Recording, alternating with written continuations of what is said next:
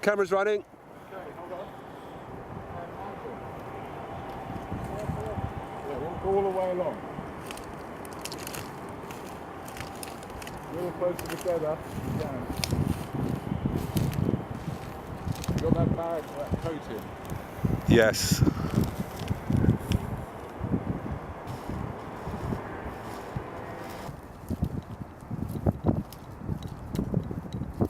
Okay, back the other way. And let's repeat it going back the other way.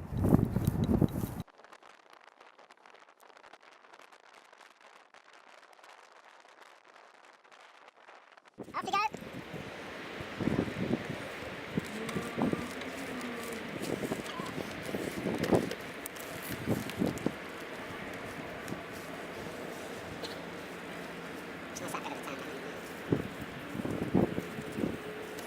Okay, back the other way.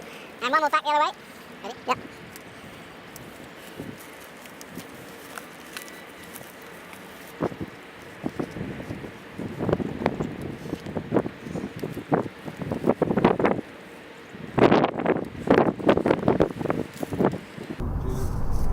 Don't us to clap.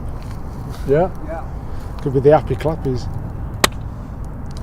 Yeah? Sim, clap one.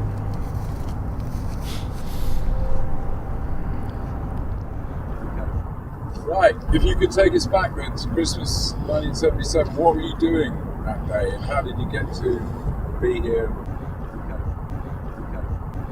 I remember going round to Chris's house, and it was a nice sunny day like this, and we just sat around doing nothing, and the Queen's speech came on, and we just thought, oh no, not this again. And I can't remember which one of us said we've got to go do something.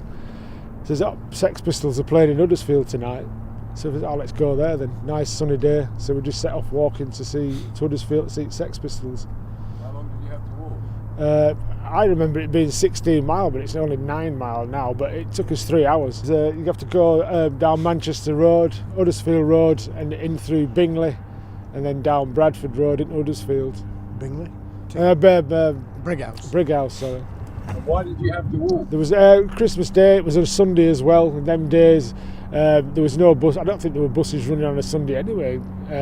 Christmas Day as well. No trains. No trains. Couldn't afford a taxi. Couldn't afford a taxi. Nobody had any cars at that hour. We were too young. He was only 15, I was just turned 17, so no transport. So walking was the only option. And how had Christmas Day been? What had you done until that? Well, it was just another normal, boring, nothing day, like every other Christmas day, Except for the weather was nice, that was the only difference. Did the Queen have anything interesting to say? Not really. Did we watch it? I don't think we watched it, did we? I think it was on the telly when we decided to go. And I just remember saying, oh, I've had enough of this shit, let's just go see Sex Pistols.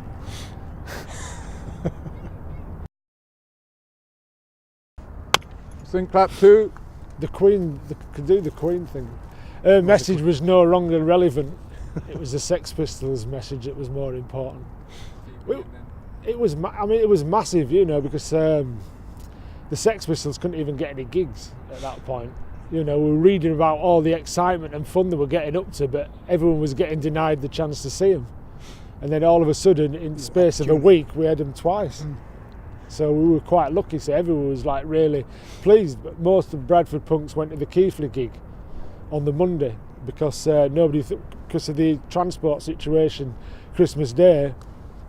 We went as well, but we changed his mind and decided to go on Christmas Day as well. It just seemed like the perfect, and with the sun being out, it just seemed like, Yeah, but the Keighley gig, didn't you say you couldn't see anything, could you? No, the Keighley gig, the stage was halfway up the wall, opposite the balcony. Everybody was below, the dance floor was down below, and John Lydon had to look over the top of the gig to see the people below.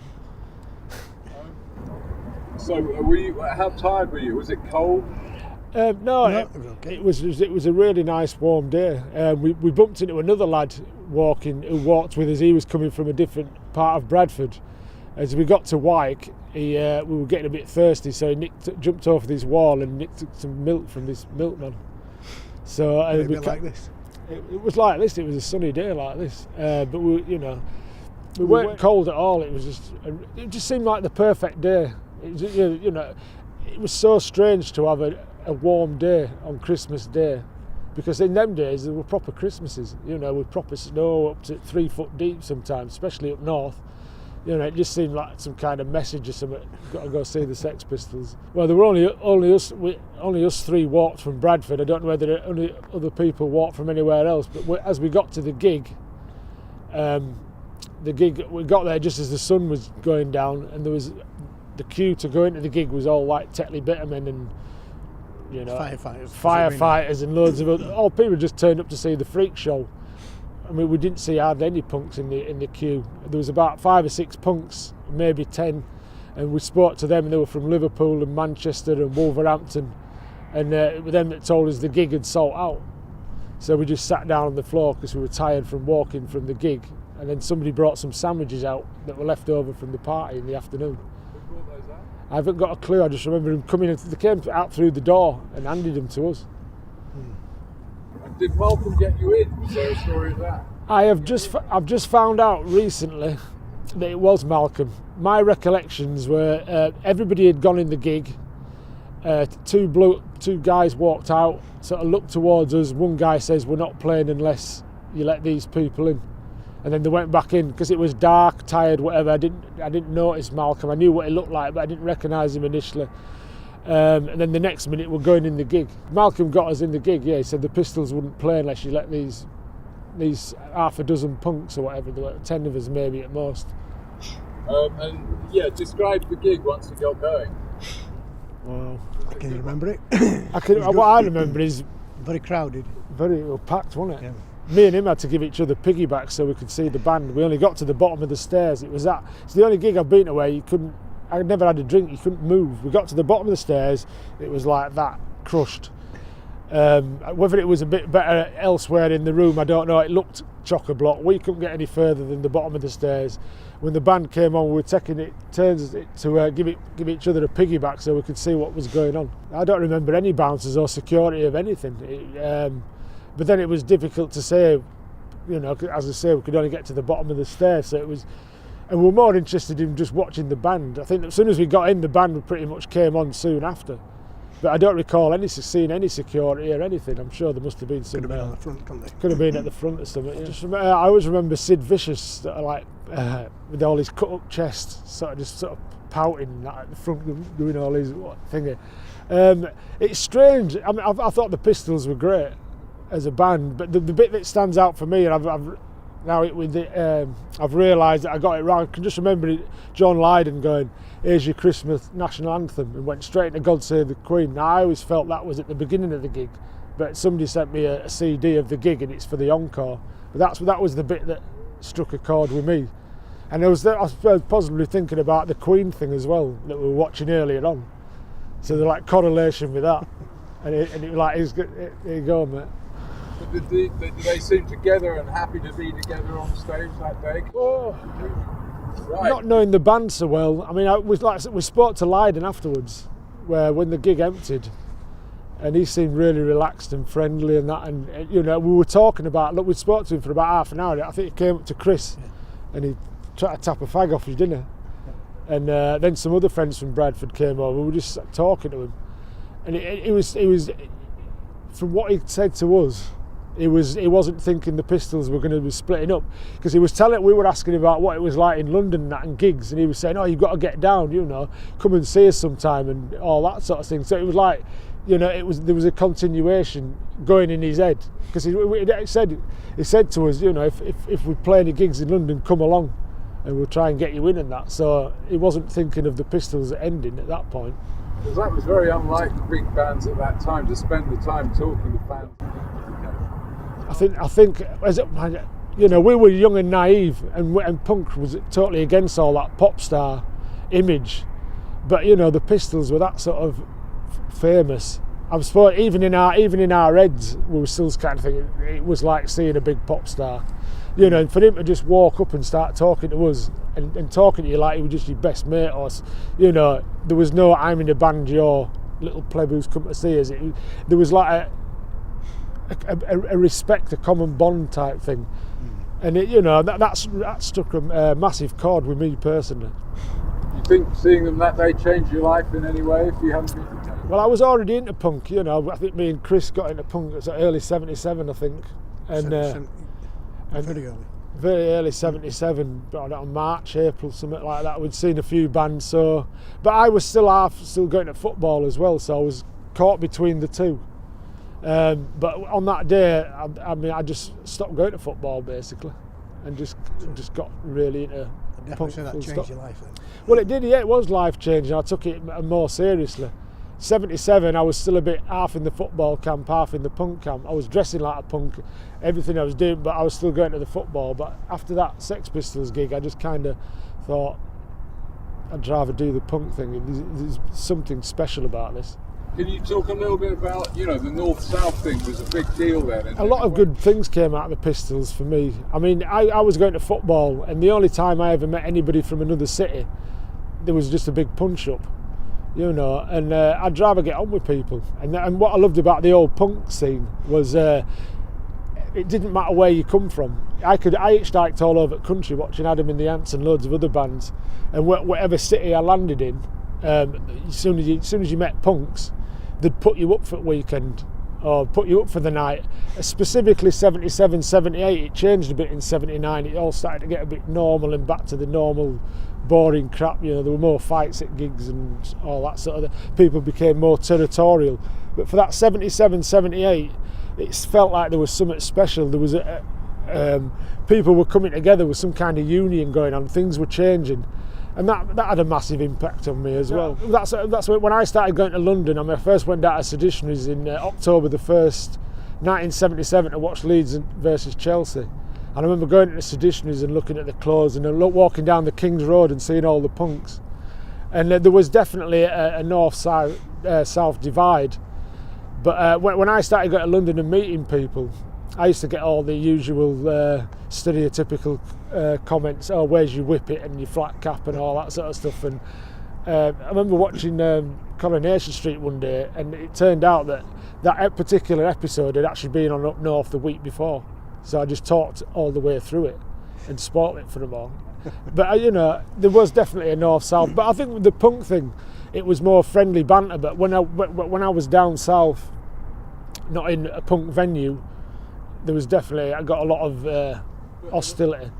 I think the Pistols broke a lot of taboos. I mean, you know, gender is another one that they burned down, and racial issues. You know, it was about being inclusive, not exclusive. You know, it didn't matter what your sexual orientation was, what nationality you are, where you lived or anything. It broke all those sort of kind of taboos down, and you know, and they were the first band that made that happen. For me, anyway. Can we talk just a little bit about the time? And you know, it was a hard time, wasn't it? And a little bit about the fireman's strike. I think 15. I'm struggling to remember a lot of these incidents till Johna spoke to me last week. So I'm finding it. This is a revelation to me. I can't remember a lot of the things we did in them days. I was at the end of leaving school, so I was. I think more in my head was about whether I went to school, whether I didn't go to school, whether I stayed and did my exams. It was a strange part of life, because just before we left home before my 16th birthday. So I think we moved into town, and I said the whole thing changed around about the Sex Pistols gig, from a whole life change experience. But I don't remember anything from a fireman point of view. Think cut 3. There was I think it had been on the local news about the strike and stuff like that, and the Pistols were doing a gig for them. And we was certainly aware there was a children's benefit gig on. As we got all the sandwiches.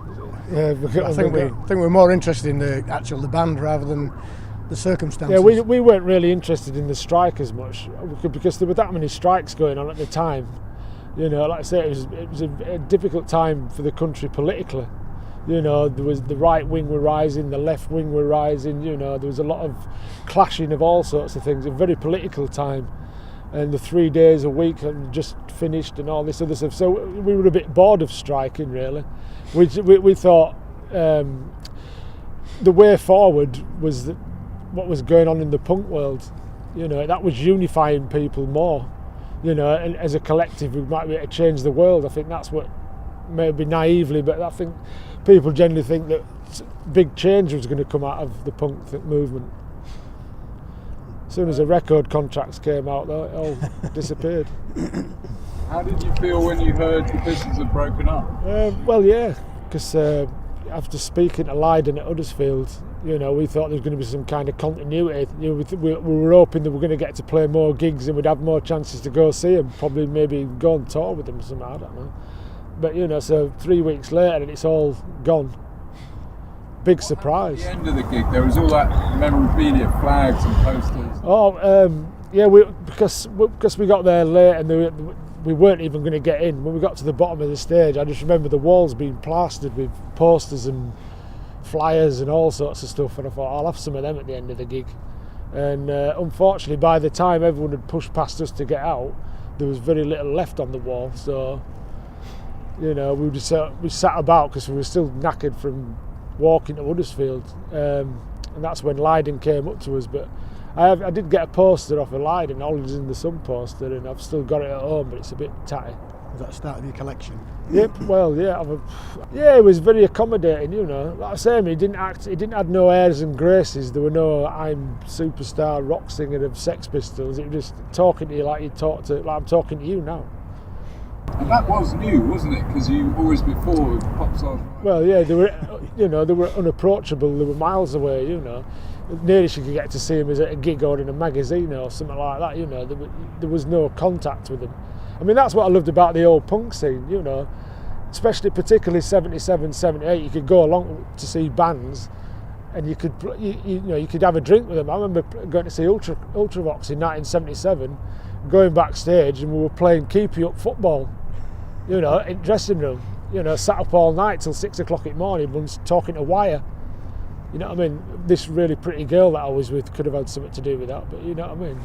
But you know, and that was great. So as Christmases go, can you say what that one was like? Well, that's probably that made it, didn't it? I don't think there'd be a Christmas as good as that one, unless Sex Pistols are going to play this Christmas. And do you ever think about the gig? Does it come back to you? Does it still mean something to you?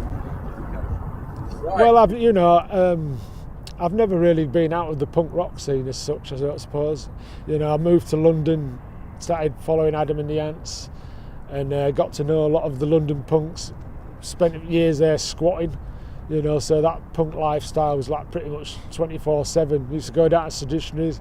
I worked at Boy down the King's Road for a while, you know, so it was my life. Now 86, I came back to Bradford, and it's sort of dwindled into the past till about a few years ago, with everyone got on the internet and Facebook and MySpace and places like that, and suddenly I'm back in touch with all my peers from 1977, and we're all meeting up again and going to see each other's bands and going out for nights out, and you know, it's gone full circle basically. All right, well, I think we've got it. Punk's not dead, it just went dormant for a while.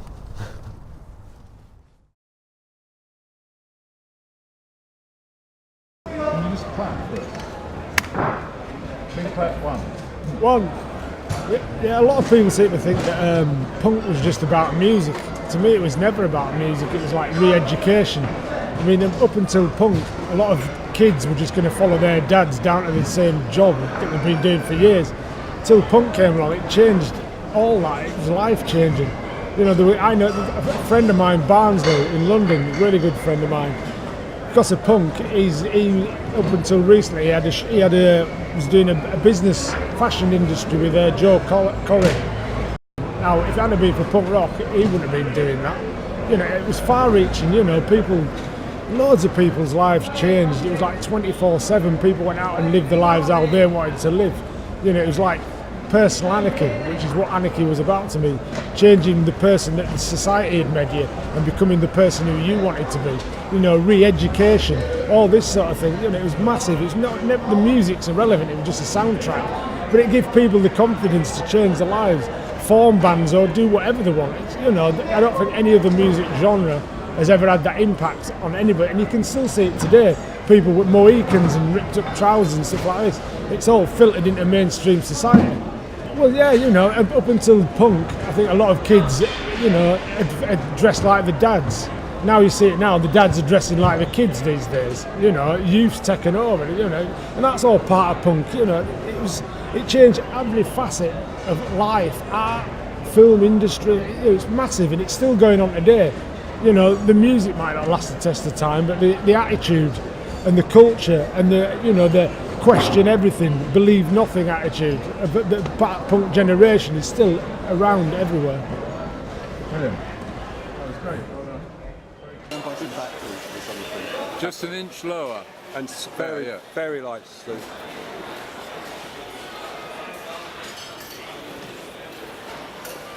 Okay, well, can you go tighter than that? Yeah, do you want to turn it around on that side? Or? Yeah, now turn it round.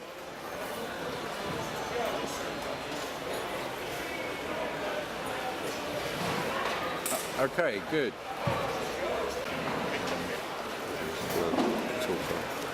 And it's kind of nice with his face as well as the writing.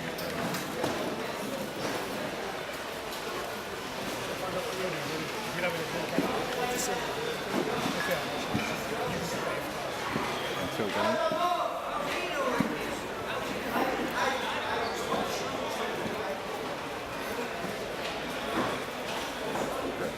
And turn around. And turn it round. And tilt up. And tilt.